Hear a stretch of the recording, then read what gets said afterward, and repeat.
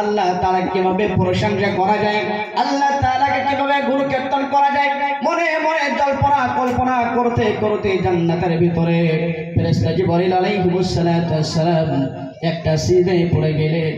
সিজদায় যাওয়ার পরে তাসবিহ তাহলিল দোয়া দরুদ সব কিছু পড়ে ফেললেন। তাসবিহ তাহলিল দোয়া দরুদ সব কিছু পড়া যখন শেষ হয়ে গেল, সিজদা থেকে যখন মাথা উঠালেন, হিসাব করা হলো একটা সিজদার ভিতরে ফেরেশতা জিবরাইল আলাইহিস সালাম 500 বছর সময় পার করে দিয়েছেন। বলা যাবে না সুবহানাল্লাহ। সুবহানাল্লাহ ভাইরা, ফেরেশতা জিবরাইল মনে মনে ভাবতে লাগলো, আল্লাহ তাআলাকে একটা সিজদা দিয়ে মনে হয় খুশি করতে পারলাম না, সন্তুষ্টি করতে পারলাম না, কি করা যায় কি করা যায়। মনে মনে জল্পনা কল্পনা করতে করতে জান্নাতের ভিতরে ফেরেশতা জিবরাইল আলাইহিস সালাম আল্লাহ তাআলাকে খুশি করার জন্য দ্বিতীয়বারের মতো আবার সিজদায় লুটিয়ে পড়লেন। বলুন সুবহানাল্লাহ। সিজদায় যাওয়ার পরে তাসবিহ তাহলিল দোয়া দরুদ সব কিছু পড়ে ফেললেন। সিজদা থেকে যখন মাথা উঠালেন, মাথা ওঠানোর পরে হিসাব করা হলো দ্বিতীয় সিজদার ভিতরে ফেরেশতা জিবরাইল আলাইহিস সালাম আবার 500 বছর সময় পার করে দিয়েছেন। বলুন সুবহানাল্লাহ। দুইটা সিজদা দিলেন, দুইটা সিজদার ভিতরে 1000 বছর সময় পার করে দিলেন। এই মসজিদের ইমাম সাহেব তিনি আছেন, তিনি যদি একটা সিজদায় আসরের নামাজে একটা সিজদার ভিতরে যদি 20 মিনিট সময় পার করে দেয়, আসরের নামাজটা কোন রকম শেষ হয়ে যাওয়ার পরে মুসল্লিরা বলতে থাকবে, ইমাম সাহেব তোমার তো খেয়ে কাজ কাম নেই, আমাদের কাজ কাম আছে, 20 মিনিট ধরে সিজদা তোমার পিছনে আমরা দিতে চাই না। ওই ইমাম সাহেব হয়তো তুমি থাকবা না, তো আমরা থাকবো। বিশেষ করে সব জায়গায় চিন্তা ভাবনা করলে দেখা যাবে দীর্ঘভাবে যারা নামাজ পড়ায় ওই ইমাম সাহেব চাকরি বেশিক্ষণ লাস্টিং করবে না। কথা বলুন ঠিক কিনা? কিন্তু জান্নাতের ভিতরে ফেরেশতা জিবরাইল আলাইহিস সালাম দুইটা সিজদা দিলেন, দুইটা সিজদার ভিতরে 1000 বছর সময় পার করে দিলেন। 1000 বছর সময় যখন পার করে দিলেন, জিবরাইল বলতে লাগলো, আল্লাহ তাআলা আমার আমল নামায় মনে হয় অনেক নেকি দান করে দিয়েছো। আল্লাহ তাআলা বলেন, জিবরাইল শোনো রে শোনো, তোমার আমল নামায় 1000 বছর ধরে সিজদা দেওয়ার কারণে তোমার আমল নামায় যত নেকি দান করে দিলাম, শেষ জামানায় এমন একজন ব্যক্তি দুনিয়ার বুকে পাঠাবো যার নাম হবে মুহাম্মদ রাসূলুল্লাহ সাল্লাল্লাহু আলাইহি ওয়াসাল্লাম। তার উম্মতে মুহাম্মাদি যারা হবে তাদের আমল নামায় তারা যখন সিজদা দেবে 1000 বছর ধরে সিজদা দেওয়া লাগবে না, 500 বছর ধরে সিজদা দেওয়া লাগবে না, 1 মাস ধরে সিজদা দেওয়া লাগবে না, 1 দিন ধরে সিজদা দেওয়া লাগবে না।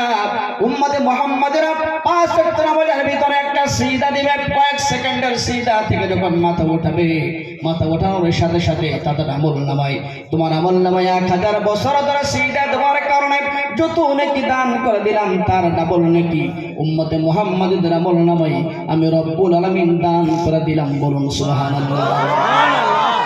সম্মানিত ভাইরা, আল্লাহ তাআলা উম্মতে মুহাম্মাদের মর্যাদা এত এত বেশি দান করেছেন আমরা বুঝতে চাই না। এখানে অনেকগুলি মানুষ আমরা রয়েছি, উম্মতে মুহাম্মাদের মূল্য আমরা জানি না। কিয়ামতের ময়দানে কঠিন মুসিবতের দিনে আল্লাহ সুবহানাহু ওয়া তাআলা যখন বলবেন, যাও যাও উম্মতে মুহাম্মাদিরা তোমাদের maaf করে দিলাম, আল্লাহর জান্নাতে চলে যাও। জান্নাতের সামনে উম্মতে মুহাম্মাদিরা যখন ভিড় জমাবে, ফেরেশতা বলতে থাকবে, আল্লাহর গোলামেরা জান্নাতের টিকিট হাতে থাকলে আল্লাহর জান্নাতে যাওয়া যাবে না, আল্লাহর জান্নাতে আগে যাবে তারা, শেষ নবীর উম্মতে মুহাম্মাদ যারা। তখন আমরা টোকেনটা বের করে জান্নাতের ফেরেশতাদের দেখিয়ে দেখিয়ে বলতে থাকবো, দেখো আমাদের হাতে আল্লাহ তাআলা আমাদের হাতে চিরকুট ধরিয়ে দিয়েছেন, দেখো এর গায়ে লেখা হয়েছে লা ইলাহা ইল্লাল্লাহু মুহাম্মাদুর রাসূলুল্লাহ, লা ইলাহা ইল্লাল্লাহ, লা ইলাহা ইল্লাল্লাহ, লা ইলাহা ইল্লাল্লাহ, লা ইলাহা ইল্লাল্লাহ। হাজারো ব্যথা বেদনার পরে ফিরে আসনি তুমি আপন ঘরে, দিনের আলো তুমি ছড়িয়ে দিতে চলে গেলে মদিনায় মক্কা ছেড়ে। হে রাসূল তোমাকে ভুলি আমি কেমন করে হে রাসূল, তোমাকে ভুলি আমি কেমন করে।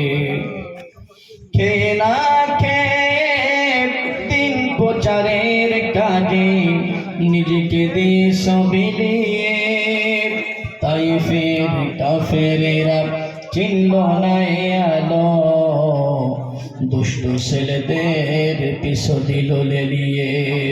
পাথরের আঘাতে ক্ষত বিক্ষত হয়ে সারা শরীর থেকে রক্ত ঝরে। হে রাসূল, তোমাকে ভুলি আমি কেমন করে।